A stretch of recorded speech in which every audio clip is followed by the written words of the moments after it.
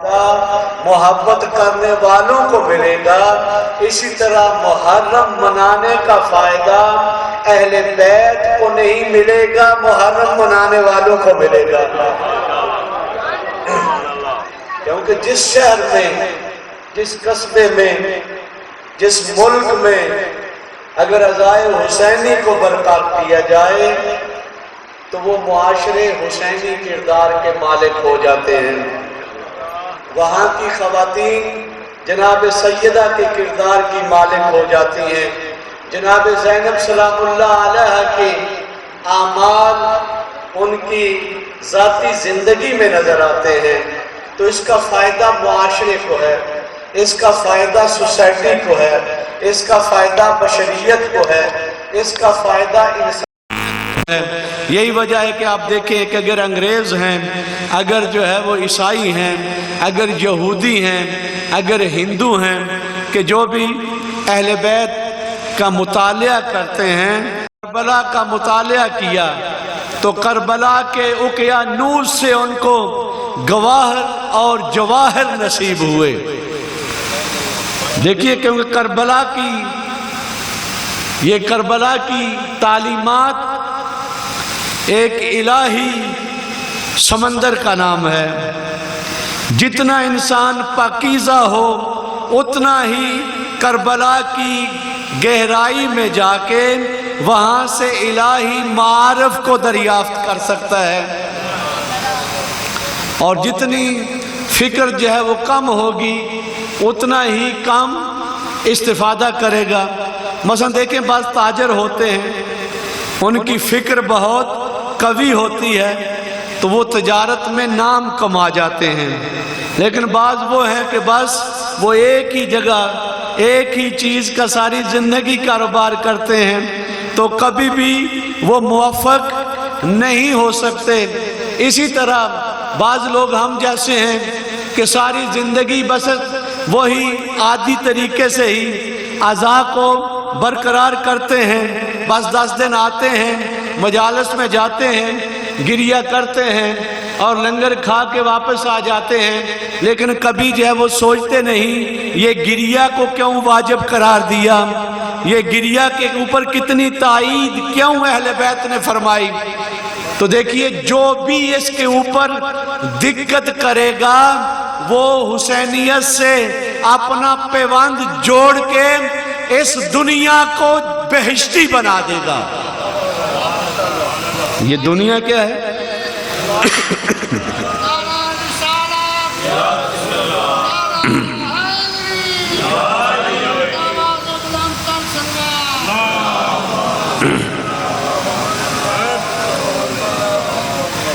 تو دیکھیں یہ کربلا یہ اسوہ گیری کا نام ہے، یہ ماڈل الہی لے کر اپنے معاشرے کو حسینیوں کی طرح بنانے کا نام ہے۔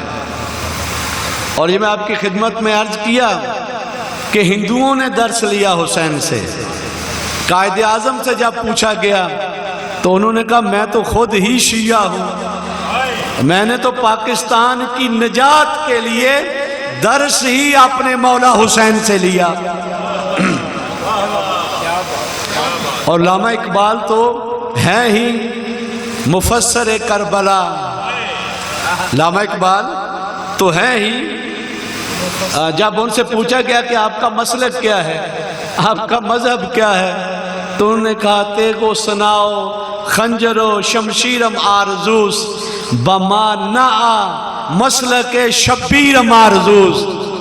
یہ علامہ اقبال نے کہا کہ بھئی دیکھو میں تو مسلکن حسینی ہوں، فقہی لحاظ سے ہو سکتا ہے کہ فقہی لحاظ سے حنفی ہوں، لیکن فرمایا کہ حقیقی معنی میں حسین کے مسلک کے ساتھ تعلق رکھتا ہوں۔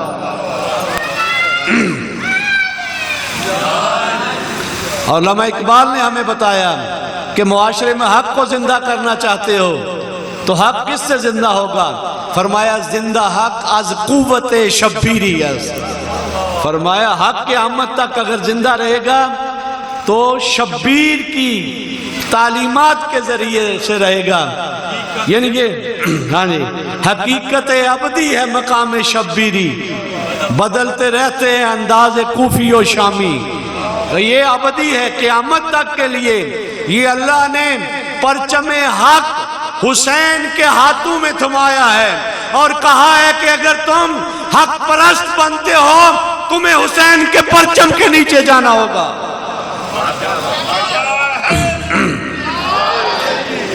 تو زندہ حق از قوت شبیری اس، اور فرمایا کہ انداز کوفی اور شامی تبدیل ہوتے رہتے ہیں لیکن حق پائیدار ہے، حق مستحکم ہے، حق میں کبھی بھی تبدیلی نہیں آئے گی۔ یہ کوفی ہیں جو نفاق کی وجہ سے، دھوکے کی وجہ سے، مال کے پیچھے، مفادات کے پیچھے جاتے ہیں۔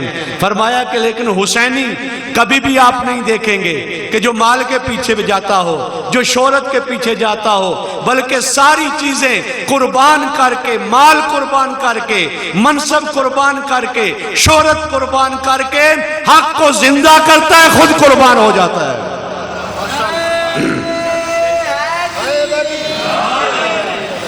تو یہ انداز کوفی اور شامی تبدیل ہوتے ہیں۔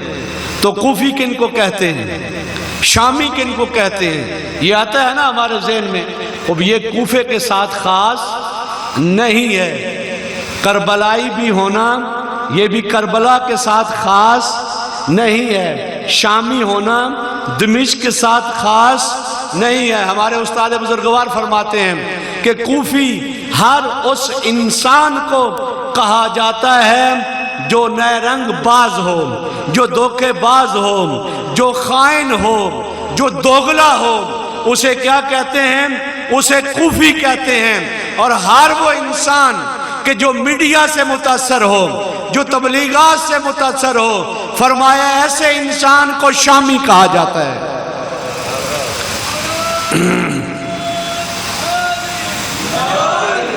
یعنی ہم عموماً جب بھی کوفے اور شام کا نام آتا ہے تو عموماً ہم چلے جاتے ہیں کوفہ جو عراق میں ہے، اور جب شامیوں کا نام آتا ہے تو ہم کہاں چلے جاتے ہیں؟ دمشق میں چلے جاتے ہیں۔ اور جب کربلا کا نام آتا ہے تو فوراً ہم عراق کی سرزمین میں چلے جاتے ہیں۔ ہمارے ائمہ نے فرمایا کہ دیکھو یہ ضابطہ ہے، یہ قانون ہے کہ یہ صرف یہ صفات کوفے کے ساتھ خاص نہیں، صرف شام والوں کے ساتھ خاص نہیں، صرف کربلا والوں کے ساتھ خاص نہیں، لیکن دیکھو جس کے اندر یہ صفات پائی جائیں، چاہے وہ پاکستان کے یہاں پہ تقی آباد میں ہو، یہاں جو جنگ میں ہو، چنیوٹ میں ہو، لاہور میں ہو، سیالکوٹ میں ہو، اگر وہ نیرنگ باز ہے، اگر وہ دھوکے باز ہے، اگر وہ فراڈی ہے، اگر وہ خائن ہے، تو فرمایا اس کو کوفی کہیں گے۔ اور اگر جو اپنی عقل سے کام نہیں لیتا، بس سنی سنائی باتوں کے اوپر عمل کرتا ہے، یہ شامی ہے، یہ اموی ہے۔ اور فرمایا کہ جو حق و صداقت کو اپنا مبدأ نظر بنا کے زندگی بسر کرتا ہے وہ کربلائی ہے۔ یعنی وہ کیا ہے؟ وہ کربلائی ہے۔ تو کربلائی بننا بڑا آسان ہے، اور حسین ابن علی نے ہمیں بتا دیا کہ کربلا حق کے لیے برپا ہوئی، اور زندہ حق از قوت شبیری است، باطل داغ حسرت امیری است۔ فرمایا کہ یہ قوت شبیری ہے، لیکن قوت شبیری کب ہے؟ کہ جب خالص تعلیمات شبیر کو معاشرے میں بیان کیا جائے تو پھر معاشرہ کوفی نہیں رہتا، شامی نہیں رہتا، بلکہ کربلائی بن جاتا ہے۔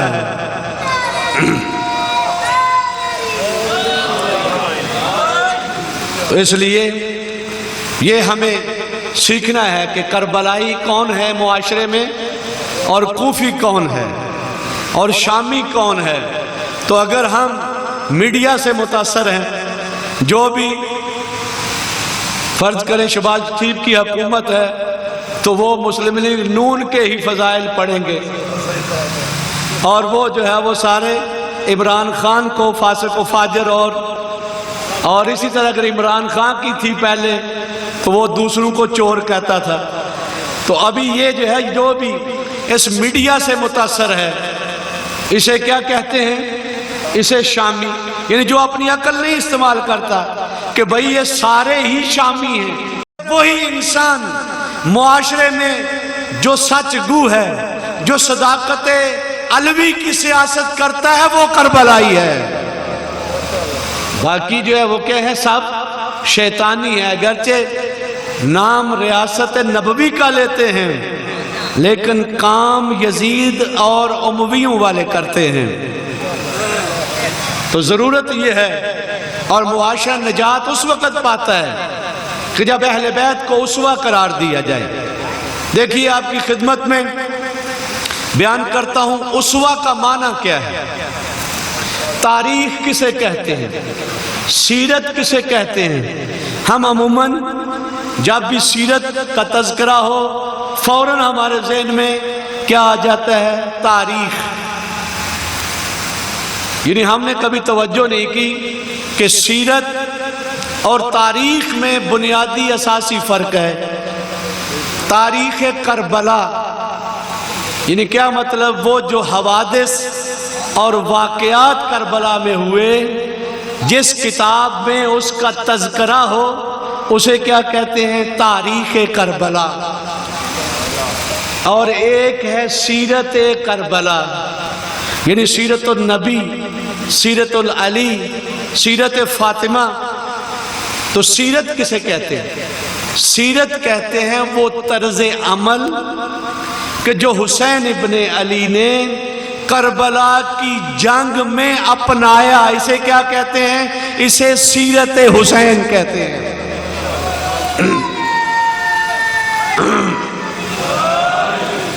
یعنی سیرت حسین یا سیرت النبی کسے کہتے ہیں؟ ذرا توجہ ہونی چاہیے، کیونکہ یہی جو ہے وہ درس حسین ہے کہ ہم عموماً تاریخ کو اور سیرت کو ایک ہی سمجھتے ہیں، جبکہ بنیادی اور اساسی فرق ہے۔ تاریخ اسے کہتے ہیں جس میں صرف واقعات لکھ دیتے ہیں کہ امام حسین 10 محرم کو شہید ہوئے، ان کو جو ہے وہ 13 محرم کو دفن کیا گیا، لیکن یہ نہیں بیان ہوتا کہ امام حسین جو شہید ہوئے کس الہی قانون کی حفاظت کے لیے شہید ہوئے، یعنی ان کی زندگی کے اوپر کون سے الہی قوانین حکمرانی فرما رہے تھے، یہ جو ہے وہ تاریخ کی کتابوں میں نہیں بیان ہوتا۔ تو بنیادی فرق تاریخ حوادث اور واقعات کے نقل کرنے کا نام ہے، جبکہ سیرت یعنی وہ انسان الہی کہ اس کی زندگی کے اوپر جو الہی قوانین حاکم تھے اس کو بیان کرنے کا نام سیرت سید الشہداء ہے۔ سیرت کی تاریخ بھی بتا دینا کہ یہ کون بیان کر دے۔ ہاں جی، تو دیکھیے یہ سیرت جو ہمارے بزرگان نے اس کی تعریف بیان فرمائی کہ طرز عمل، ڈھنگ، روش، طریقہ کہ ایک الہی انسان کا کہ جس کے مطابق وہ اپنی زندگی بسر کرتا ہے، ان قوانین کو سیرت کہا جاتا ہے۔ اور اسوہ کسے کہتے ہیں؟ دیکھیے سنتے رہتے ہیں نا کہ اللہ تعالیٰ نے قرآن مجید میں فرمایا وَلَقَدْ كَانَ لَكُمْ فِي رَسُولِ اللَّهِ أُسْوَةٌ حَسَنَةٌ۔ یا حضرت ابراہیم کے متعلق فرمایا کہ حضرت ابراہیم بشریت کے لیے اسوہ ہے۔ یا احادیث میں خود میرے مولا امام حسین علیہ السلام نے فرمایا کہ دنیا والو لَكُمْ فِيهِ اسوہ، میں تمہارے لیے اسوہ ہوں، میں تمہارے لیے رول ماڈل ہوں، میری زندگی تمہارے لیے آئیڈیل ہے۔ اسے کیا کہتے ہیں؟ اسوہ۔ تو اسوہ اور سیرت میں کیا فرق ہے؟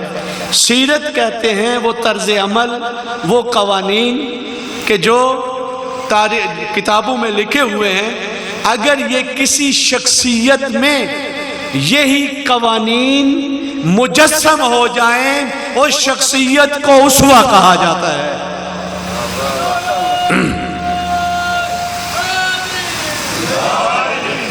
یعنی اسوہ کسے کہتے ہیں کہ وہ الہی زندگی بسر کرنے کا فارمولہ، وہ قوانین، وہ طرز اور ڈھنگ کہ جس الہی انسان میں مجسم ہو جائیں، اسے کیا کہتے ہیں؟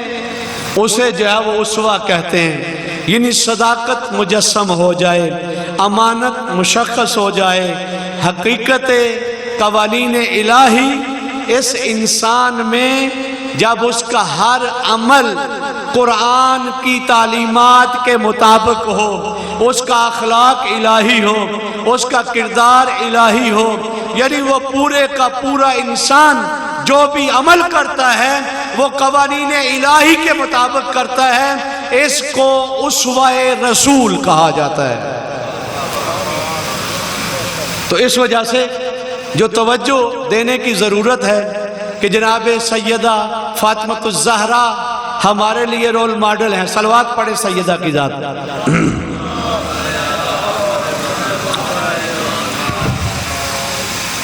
یعنی جناب سیدہ اسوہ ہیں، رول ماڈل ہیں۔ جناب سیدہ کی سیرت ہے، جناب سیدہ کی سیرت کیا ہے کہ وہ طرز زندگی جو آپ نے قرآن اور رسول اکرم سے لے کے الہی قوانین کے مطابق بسر کی، اسے سیرت فاطمہ بطول کہتے ہیں۔ اور ہمارے ائمہ بھی کیا ہے؟ اسوہ ہیں۔ دیکھیے ایک اور چیز ہے، اسوہ اور اسطورہ۔ اسوہ کسے کہتے ہیں؟ جو اللہ تعالیٰ نے بشریت کی نجات کے لیے الہی انسان کو بھیجا ہو تاکہ دنیا والے اس کی تأسی اور پیروی کر کے نجات پا جائیں۔ جو قابل تأسی اور پیروی ہو اسے کیا کہتے ہیں؟ اسے اسوہ کہتے ہیں۔ اور اسطورہ کسے کہتے ہیں؟ کہ جو انسانی ذہنوں کی اختراع ہو، جو انسانوں نے اپنے خیالات سے کسی شخصیت کے متعلق کچھ اشعار لکھے ہوں کہ جو انسانیت کے ساتھ سازگار نہیں ہیں، اس کو کیا کہتے ہیں؟ اس کو اسطورہ کہتے ہیں۔ اللہ نے قرآن میں اسطورہ نہیں پیش کیا بلکہ اسوہ پیش کیا ہے۔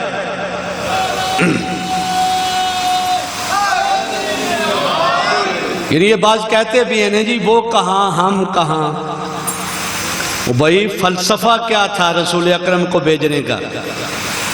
اگر وہ انسانی بشرے میں نہ آتے، مثلا فرض کریں ایک ٹیچر، ایک معلم، وہ جو ہے وہ انسان نہیں ہے، وہ کوئی اور مخلوق ہے، جن ہے، فرشتہ ہے، وہ آ کے آپ کو حکم دیتا ہے کہ یہ کام کرو، یہ کام نہ کرو، یہ اس میں آپ کی نجات ہے، اس میں آپ کی ہلاکت ہے، تو ظاہر ہم میں سے ہر ایک آدمی کیا کہے گا؟ کہے گا کہ بھائی آپ تو ہیں ہی کوئی اور مخلوق، آپ تو فرشتے ہو، آپ تو کوئی اور مخلوق ہو، لیکن ہم انسان ہیں، ہمارے اندر اغرائز ہیں، ہمارے اندر شہوت ہے، ہمارے اندر غصہ ہے، ہم جو ہے وہ اور کچھ حیوانی چیزیں بھی ہمارے اندر پائی جاتی ہیں۔ ہمارے لیے ایسے معلم اور مدرس کو بلاؤ کہ جو انسان ہو، جو انسان کی حقیقت کو سمجھتا ہو۔ ہر ایک کے ذہن میں یہی آئے گا نا، کیونکہ انبیاء آئے ہی اس لیے، ائمہ آئے ہی اس لیے تاکہ لوگوں کو بتانے کے لیے کہ بھئی ہماری تأسی کرو، ہماری پیروی کرو، تم جو ہے وہ نجات پا جاؤ گے۔ لیکن وہ کیا ہے؟ وہ خالق اکبر ہے، یہ مخلوق اکبر ہیں۔ یعنی یہ وہ ہیں کہ جتنے بھی انسان کے اندر قوتیں پائی جاتی ہیں، استعداد پائی جاتی ہے، کمالات پائے جاتے ہیں، وہ سارے ان میں بالفعل موجود ہیں۔ یہ وہ ہستیاں ہیں، اللہ نے ان کو اسوہ بنا کے بھیجا ہے۔ تو دیکھیے اسوہ کی شرائط ہے،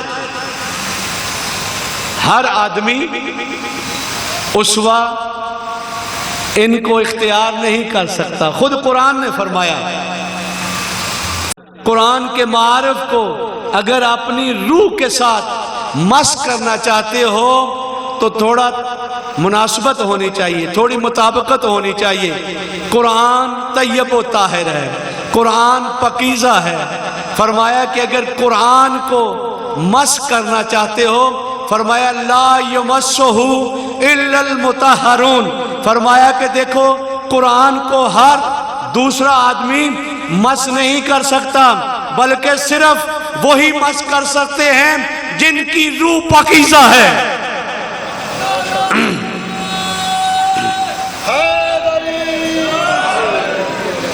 یعنی یہ ہمارے اندر بھی سوالات پیدا ہوتے ہیں نا کہ بھئی قرآن پڑھتا تو بہت ہے لیکن مقام عمل میں کیا ہے، فیل ہے.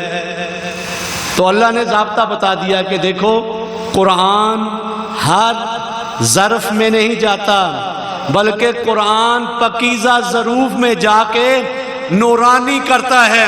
اور اسی طرح اہل بیت نے بھی ہمیں نمونہ بتا دیا کہ دیکھو حسین حسین کرنے والے تو ہم جیسے بہت ہوں گے، لیکن اللہ کے قرآن نے کہا، فرمایا کہ انما یرید اللہ لیذھب عنکم الرجس واہل البیت یطہرکم تطہیرا.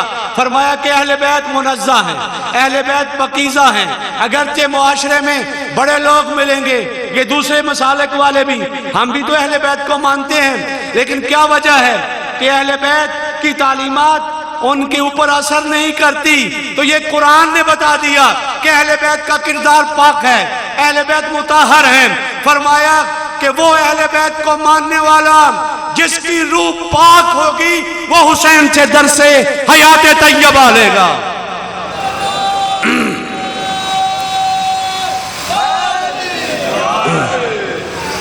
اسی وجہ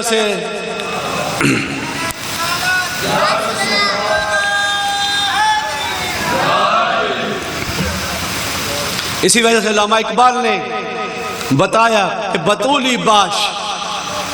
علامہ اقبال نے کہا کہ بھئی اگر چاہتے ہو حسن اور حسین جیسا معاشرہ بنانا تو فرمایا کہ بطول کے کردار کو اختیار کرو. یہ سیدہ کا درس ہے کہ دنیا کی آلودگیوں سے اگر پاک ہو جائے گے تو تمہاری نسل سے حسن اور حسین کی خوشبو آئے گی. تو یہ بطول اسوہ ہے، بطول رول ماڈل ہے. اور یہی وجہ ہے کہ آپ دیکھیں کہ جو تربیت کی وہ دین کے کام آئی.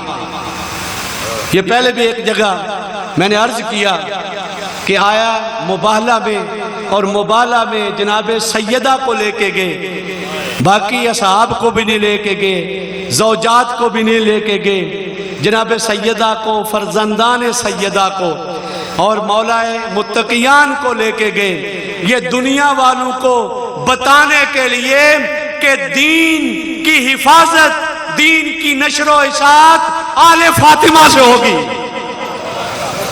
یعنی نسل فاطمی ہے کہ جو دین کی ترویج کرے گی، دین کی محافظت کرے گی، وہ آل سیدہ ہے. تو جناب سیدہ اسوہ ہے، جناب سیدہ رول ماڈل ہے. کل بھی آپ کی خدمت میں بیان کیا کہ جناب سیدہ معلمہ تھی، جناب سیدہ مفسرہ تھی، جناب سیدہ ساری خواتین مدینہ کی مشکلات حل فرماتی تھی. اور جناب سیدہ نے معیار بتایا کہ شیعہ کو کیسے ہونا چاہیے. ایک خاتون اپنے شوہر کا پیغام لے کے جناب سیدہ کے پاس آتی ہے اور کہتی ہے آقا زادی میرے شوہر نے پوچھا ہے کہ شیعہ کی ڈیفینیشن کیا ہے، شیعہ کسے کہتے ہیں. تو وہاں پہ آقا زادی نے فرمایا کہ شیعہ حقیقی ہمارا وہ ہے کہ جو ہم نے دستور دیا ہے، جو ہم نے حکم دیا ہے، جو ہم نے فرمان دیا ہے، اگر اس کے اوپر عمل کرتا ہے اور جس سے ہم نے روکا ہے اس سے رک جاتا ہے تو یہ ہمارا پیروکار ہے، وگرنہ ہمارا شیعہ نہیں ہے. وگرنہ ہمارا کیا ہے؟ شیعہ نہیں ہے۔ اور ہمارے استاد بزرگوار بہت پیارا جملہ فرماتے ہیں شیعہ کسی فرقے کا نام نہیں ہے، جس طرح دیوبندی، بریلوی اور فلاں فلاں۔ فرمایا کہ دین اسلام کا فرقہ نہیں ہے تشیع، بلکہ فرمایا دین اسلام کی عملی تفسیر کا نام شیعہ ہے۔ یہ شیعہ جو ہے وہ دین اسلام کی عملی تفسیر ہے۔ اگر بے عمل ہے تو وہ شیعہ حسین نہیں ہے، کیونکہ میرے مولا نے دین اسلام کو مقام عمل میں زندہ کیا۔ اور زیارت وارثہ میں دیکھیں، زیارت عاشورہ میں دیکھیں، زیارت اربعین میں دیکھیں، وہاں پہ سب عمل کی بات ہے، شعار کی بات نہیں۔ وہاں پہ ہمارے چھٹے امام فرماتے ہیں اشہد انک قد اقمت الصلاۃ وآتیت الزکاۃ وامرت بالمعروف ونہیت عن المنکر۔ یہ عمل ہے، مقام عمل میں دین اسلام کو کربلا میں زندہ کیا۔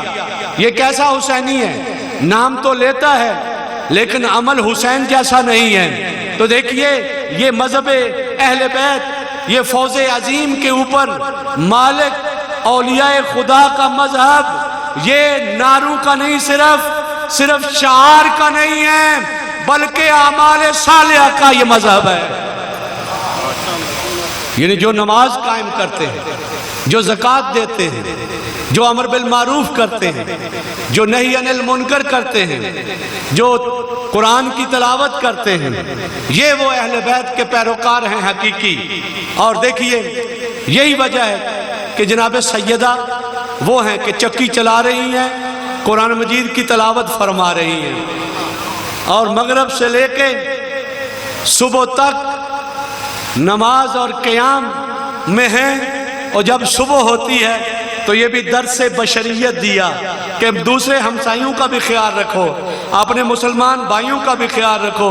جب صبح ہوتی ہے تو اللہ کی بارگاہ میں دست بے دعا اٹھاتی ہیں، تو وہاں پہ پہلے ہمسائیوں کا نام لیتی ہیں۔ امام حسن مجتبیٰ چھوٹے ہیں، فرماتے ہیں کہ اماں جان آپ نے اتنی زحمت کی، اتنی ریاضت کی، اتنی مناجات کی، ساری رات عبادت کی، تو آپ نے پہلے ہمسایوں کا نام لے رہے ہیں، ان کے لیے دعائے خیر فرما رہی ہیں۔ تو وہاں پہ جناب سیدہ نے فرمایا دیکھو بیٹا، پہلے ہمسائے پھر گھر والے، الجار ثم الدار۔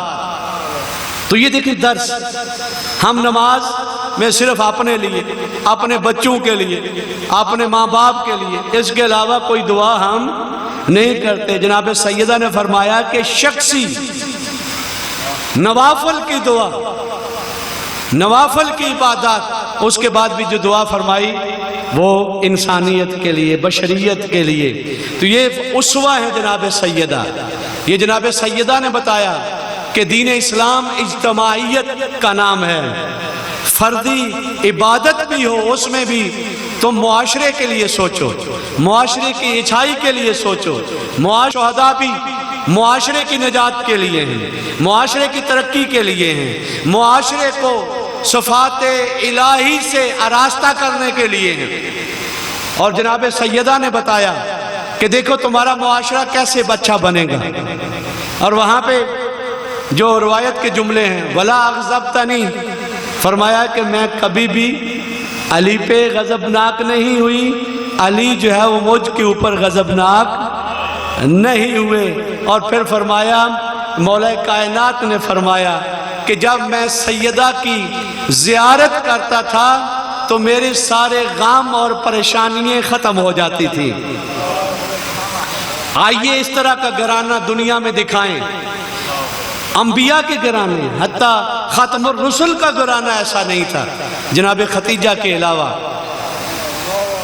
جناب سیدہ کے گھرانے کو یہ شرف حاصل ہے کہ اگر دنیا میں کوئی ماڈل نمونہ کوئی اگر پیش کر سکتے ہیں تو وہ قرآنی گھرانہ جناب سیدہ بطول کا ہے۔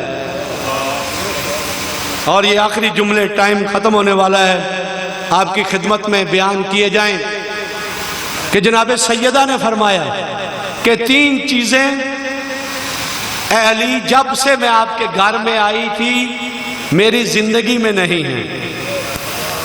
فرمایا سنیے گا اس جملے کی طرف، اگر یہی جملہ جناب سیدہ کا اگر ہمارے روح کا حصہ بن جائے تو دیکھیے یہ ساری مشکلات، یہ سارے مسائل خصوصاً اہل بیت کے ماننے والوں کے گھروں سے ختم ہو جائیں گے۔ جناب سیدہ نے فرمایا جب سے میں اے امیر المومنین میں آپ کے گھر میں آئی ہوں میرے اندر یہ تین چیزیں نہیں تھیں۔ فرمایا قاذبۃن، فرمایا میں نے کبھی بھی آپ کے ساتھ زندگی میں جھوٹ نہیں بولا، یعنی کیونکہ یہ جھوٹ ساری برائیوں کی چابی کا نام ہے۔ جناب سیدہ نے فرمایا کہ دیکھو علی جب سے میں آپ کی خدمت میں آئی ہوں، اور عجیب بات ہے جناب سیدہ نام سے نہیں بلاتی تھی، کہتی تھی یبن الحسن، یبن عمے، اے چچا زاد میرے علی، نام نہیں لیتی تھی۔ فرمایا کہ یہ تین چیزیں میرے اندر نہیں تھی۔ فرمایا کبھی بھی میں نے آپ کے ساتھ جھوٹ نہیں بولا۔ جناب سیدہ نے یہ درس دیا کہ گھر کی تباہی کہاں سے شروع ہوتی ہے، وہ جھوٹ سے ہوتی ہے۔ اگر گھر میں حق و صداقت ہو، اگر راست گوئی ہو، کبھی بھی گھر میں یہ تباہی، غلط فہمییں یہ کبھی بھی پیدا نہیں ہوں گے۔ جناب بی بی دو عالم نے بتایا کہ گھر کا ماحول صدق و صفا والا بناؤ، تمہارا گھر بہشتی بن جائے گا۔ اور اس کے بعد ارشاد فرمایا کہ ولا خائنۃ، فرمایا کبھی بھی میں نے آپ کے ساتھ خیانت نہیں کی۔ خیانت کیا ہے؟ صرف پیسہ لے کے نہ دینا یہ خیانت نہیں ہے، ہر چیز میں خیانت ہے کہ دین میں بھی خیانت نہ کرے، اخلاق میں بھی خیانت نہ کرے، دنیا کے باقی معاملات میں بھی خیانت نہ کرے۔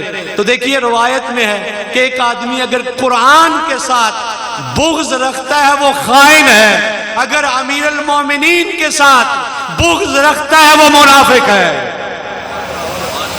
تو جناب سیدہ نے یہ فرمایا کہ میں خیانت نہیں کی، میں نے جھوٹ نہیں بولا، یہ جناب سیدہ کی عظمت۔ اور اس کے بعد آخری نقطہ یہ جو جناب سیدہ کی پاکیزہ زندگی میں ہمارے لیے سیرت اور اسوہ کا حق رکھتا ہے، فرمایا کہ علی علیہ السلام جب سے میں آپ کے گھر آئی ہوں کبھی بھی میں نے آپ کے حکم کی مخالفت نہیں کی۔ کہا کہ جب سے بھی میں آپ کے گھر میں آئی ہوں مخالفت نہیں کی، جیسے ہی آپ امر فرماتے تھے میں اس کی اطاعت کیا کرتے تھی۔ ایک دن میرے مولا تشریف فرما ہیں، میرے مولا نے کہا کہ اے سیدہ آپ جب سے آئی ہو کبھی کوئی فرمائش نہیں کی، کبھی کوئی چیز مانگی نہیں ہے۔ یہ دیکھیں یہ بڑے مبتلا بے مسائل ہیں، ہر گھر کا مسئلہ ہے۔ پتہ بھی ہے بیچارہ مزدور ہے، پتہ بھی ہے کہ 15,000 تنخواہ ہے، پتہ بھی ہے کہ بھئی اتنی مہنگائی ہے، لیکن کیا ہے جیسے ہی بیچارہ گھر میں آتا ہے کہ میرے لیے میک اپ کی فلاں چیز لے کے آؤ، ہمسائی نے یہ پہنی ہوئی ہے، وہ فلاں عید پہ فلاں سوٹ مجھے لے کے دینا ہے۔ تو دیکھیں یہاں سیدہ ہے، سیدہ کا درس ہے، درس قناعت ہے۔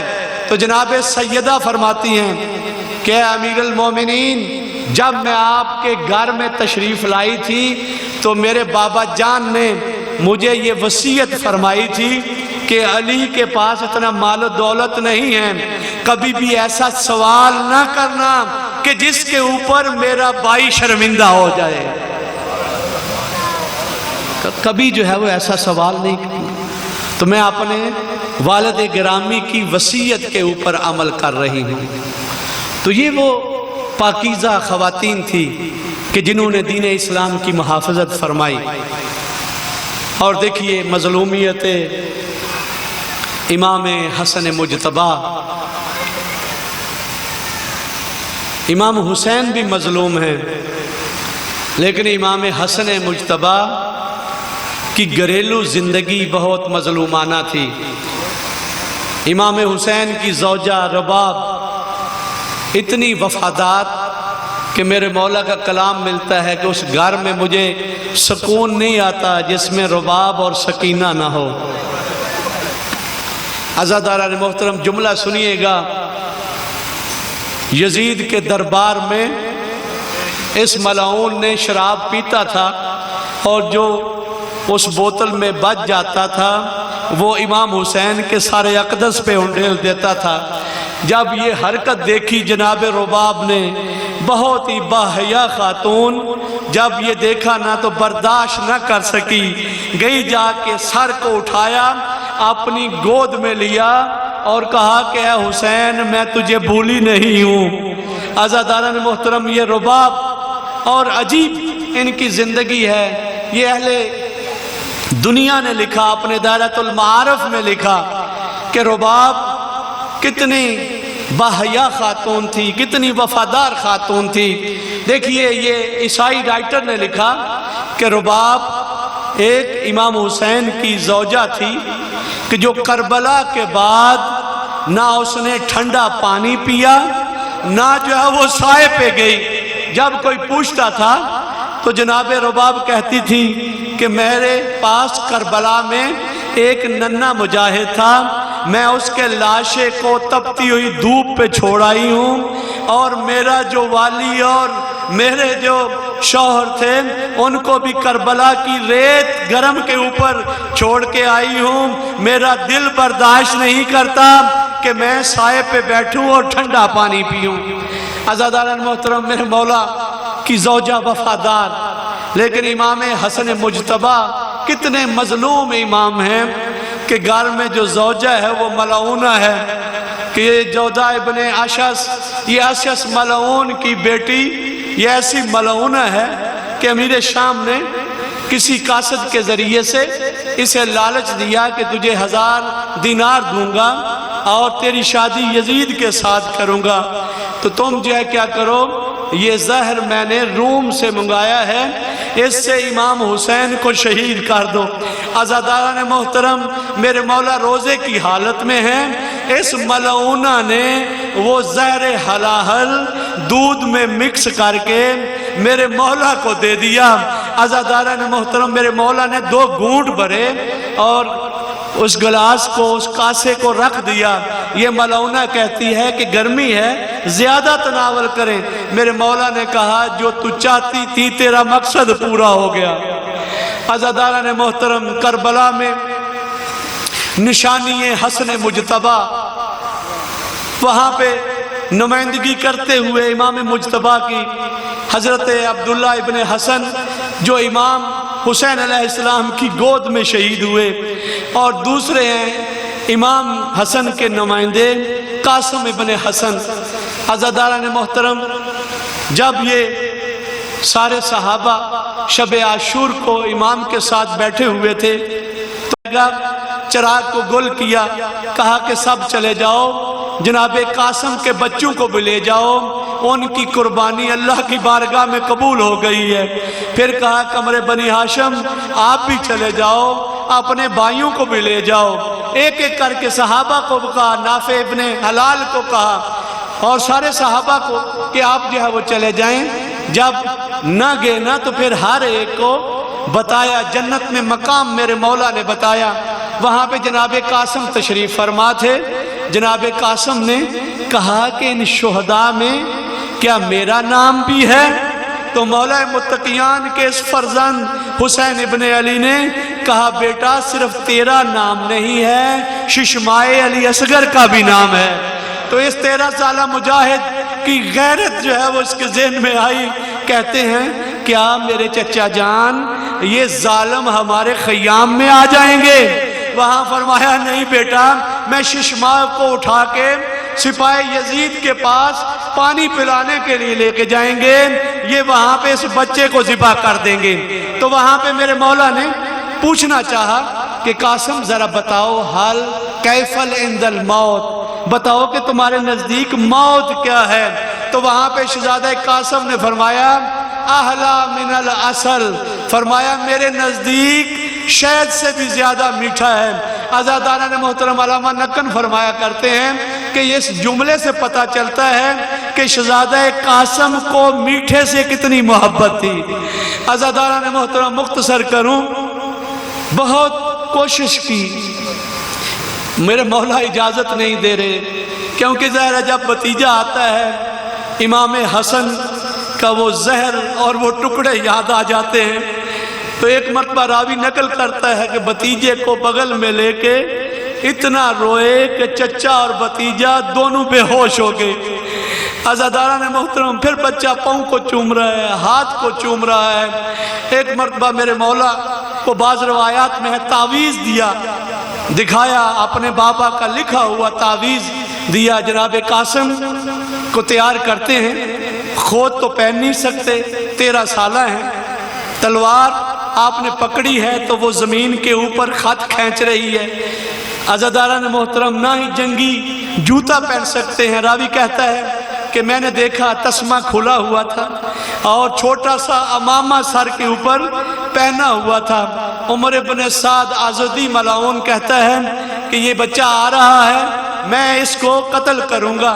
عزاداران محترم جیسے ہی شہزادے نے جنگ کی، حسینی جنگ کی، شجاعت بنی ہاشم کو دکھایا، اس ملعون نے دھوکہ دے کے جناب شہزادہ علی اصغر کے سر پہ تلوار کا وار کیا۔